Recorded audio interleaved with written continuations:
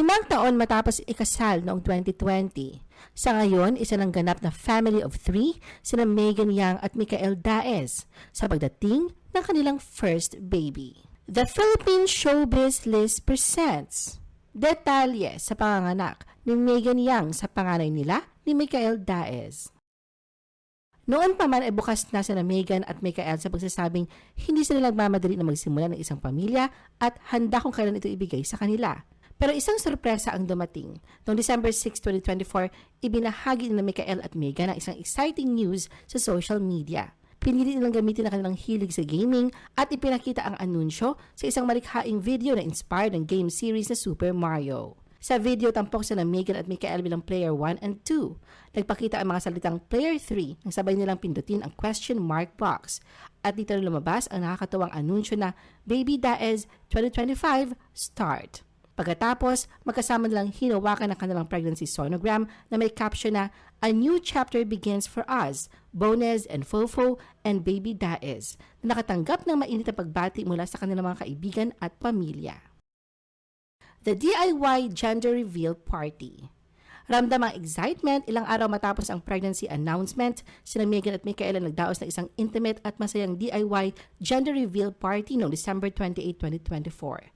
Sa temang Mario Kart na ginanap sa kanilang bagong studio kasama ang malalapit nilang kaibigan at pamilya, nagkaroon sila ng Guess the Gender, kung saan hiniling nila sa mga bisita na magsuot ng kulay pink o blue bilang pahiwatig ng kanilang hula sa kasarian ng kanilang magiging anak.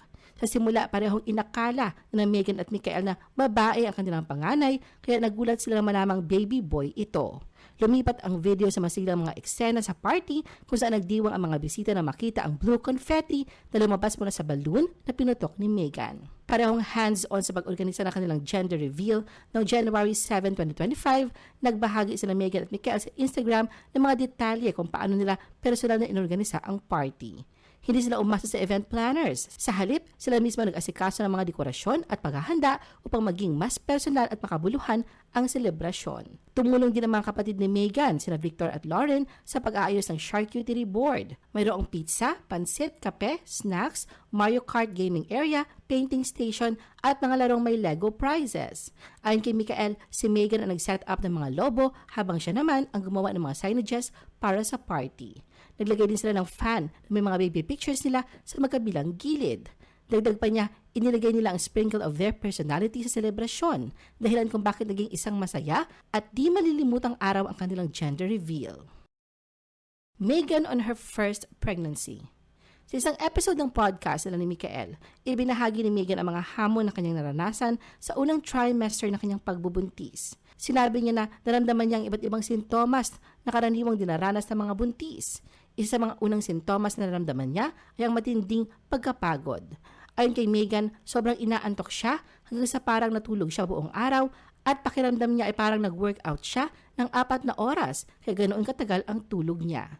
Dagdag pa niya, sobrang antok niya na hindi na niya kaya pang tingnan ang kanyang phone o laptop kaya hindi siya nakakapaglaro ng games o nakapanood ng mga palabas dahil tulog na lang talaga siya. Bilang isang taong mahilig sa kape, nagulat din si Megan nang madiskubre niya ayaw niya na ang kape. Hindi niya gusto ang amoy o ang lasa nito at ayaw na niya itong mapalapit. Marami siyang pagkain na ayaw niya at ang mga pagkain na gusto niya ay mga simple tulad ng pagkain para sa mga bata. Mahilig siya sa nuggets, patatas at kanin pero ayaw niya ng masarap na may sarsa o mga sabaw. Noong February 2025, nagdao sila ng baby moon sa Batangas kung saan ibinahagi ni Megan na ang kanyang paboritong bahagi ay ang araw-araw na paglangoy, isang craving niya sa kanyang pagbubuntis. Ayon pa kay Megan, hindi talaga naintindihan ang mga cravings ng buntis hanggang sa naranasan niya ito mismo. Feelings and fears as parents-to-be. Bilang mga magiging magulang, natural lamang para kina Megan at Michael na makaranas ng halo-halong emosyon. Sa isang pag-uusap sa kanilang podcast, tinanong ni Michael si Megan kung ano ang kanyang nararamdaman sa kasalukuyang pagdadalang tao. Ipinahagi ni Megan na siya ay excited at kalmado sa parehong panahon. Ayon sa kanya, tutunan na niyang iwasan ang mga ingay o pressure mula sa social media at ibang mga panlabas na aspeto. Para sa kanya, maaaring tanggapin ang mga opinyon bilang insight pero hindi dapat hayaang makaapekto ito sa sariling desisyon dahil sa huli, alam ng isang ina kung ano ang makakabubuti para sa kanya at sa kanyang anak. Bagamat dati ay kinakabahan siya sa mga paghahanda tulad ng pag-aayos ng nursery, mas relax na raw siya at hindi na gaano nag-aalala. Nang tanungin ni Michael kung handa na ba silang maging magulang, sinabi ni Megan na may natanggap siyang payo na walang tunay na handa. Lagi niyang may hindi alam, lalo na tungkol sa magiging ugali at personalidad ng kanilang anak. Sa tulong ni Michael at na kanyang sariling self-awareness, naging mas bukas daw siya sa ideya ng pagiging ina. Si Michael sa kabilang banda ay mas relax at mas bukas mula pa sa simula. Alam niyang maraming hindi tiyak pero handa siyang harapin ito. Para sa kanya ang mahalaga ay sulitin ang mga sandali sa kasalukuyan at kung ano man ang mangyari, gagawin lang nila ang kanilang makakaya at magiging flexible sa bawat sitwasyon. Ibinahagi rin niya kung paanong ang pagiging free-spirited niya ay nakatulong upang balansihin ang pagiging analytical at minsang sobrang maingat ni Megan.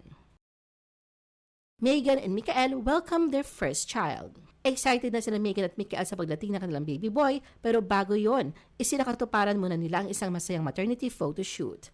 Sa mga larawang ibinahagi ni Michael sa Instagram noong May 2, 2025, makikita sila ni Megan na nakasuot ng mga matching caps na may nakasulat ng mom at dad. Ayon kay Michael, si Megan na may gusto ng maternity shoot pero naglagay siya ng isang kondisyon. Kailangang isama ang kanilang mga alagang aso na sina Soba at Chia. Tulad ng inaasahan, ang kanilang fur babies ang naging bida sa mga larawan. Dagdag pa ni Michael, medyo sentimental din ang shoot para sa kanya dahil malapit lang madagdagan ang kanilang pamilya ng isa pa. Nilagyan pa niya ito ng hashtag na I'm not crying, you're crying na nagpapahiwatig ng kanyang emosyon. Bukod sa mga kaswal na kuha, kasama ang kanilang mga aso, may mga larawan rin na mas formal ang kasuotan ng mag-asawa.